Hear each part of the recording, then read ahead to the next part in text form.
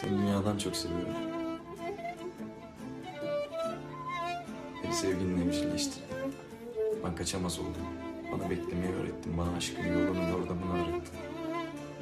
Füsun, sen beni yeniden yarattın. Seni dünyadan çok seviyorum. Hayattan çok seviyorum seni. Ben uzağa gidiyorum bir tane. Sevgimin seni acıtamayacağı bir yere. Seni acıtmadan, incitmeden sevebileceğim bir yere. Bana uzun uzun bir aşk yaşattın. Çok mutluyum. Sen de mutlu ol. Bir de beni affet. Şimdi değilse bile bir gün affet. Sayamayacağın kadar öpücük. Yıldızlar kadar öpücük bir tane.